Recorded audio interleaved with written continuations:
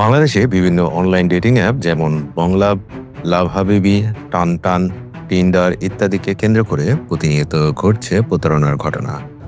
সাম্প্রতিক সময়ে আইনশৃঙ্খলা বাহিনীর হাতে ধরা পড়া একাধিক চক্রের কর্মকাণ্ডে উঠে এসেছে ভয়াবহ সব তথ্য। সাধারণত ভুয়া প্রোফাইল তৈরি করে তরুণ তরুণীদের টার্গেট করা হয়। প্রথমে বন্ধুত্বের প্রলোভন, পরে প্রেম কিংবা ঘনিষ্ঠ সম্পর্কের ফাঁদে ফেলে নানা কৌশলে হাতিয়ে নেওয়া হয় টাকা পয়সা।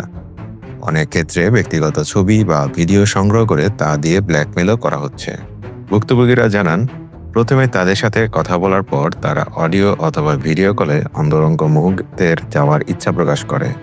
তারপর তারা দেখা বা ভিডিও কলে যাওয়ার আগে কিছু অগ্রিম টাকা দাবি করে। যখনই অগ্রিম টাকা তারা নেওয়ার পর তারা সমস্ত জায়গা থেকে সে ব্যক্তিকে ব্লক করে দেয়। বাংলাদেশ পুলিশের সাইবার ইউনিট বলছে, ডেটিং অ্যাপের নামে প্রতারণা এখন উদ্বেগজনক হারে বাড়ছে। প্রতিদিনই এই ধরনের অভিযোগ পাওয়া যাচ্ছে।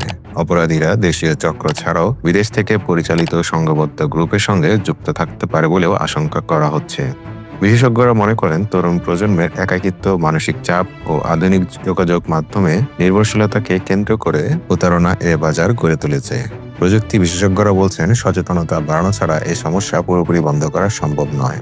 তাদের মতে ব্যবহারকারীদের উচিত ব্যক্তিগত তথ্য খুব সহজে শেয়ার না করা এবং অচেনা কাউকে আর্থিক সাহায্য না দেওয়া। পাশাপাশি সরকার ও আইনশৃঙ্খলা বাহিনীকে অনলাইনে প্রতারণা ঠেকাতে নিয়মিত মনিটরিং ও আইনগত পদক্ষেপ আরও জোরদার করতে হবে। প্রতিনিয়ত ঘটতে থাকা এই প্রতারণার শুধু আর্থিক ক্ষতি নয়, সামাজিক ও মানসিক ক্ষতির কারণ হয়ে দাঁড়াচ্ছে। তাই নিরাপদ অনলাইন যোগাযোগ নিশ্চিতে সবারই দায়িত্বশীল ব্যবহার জরুরি।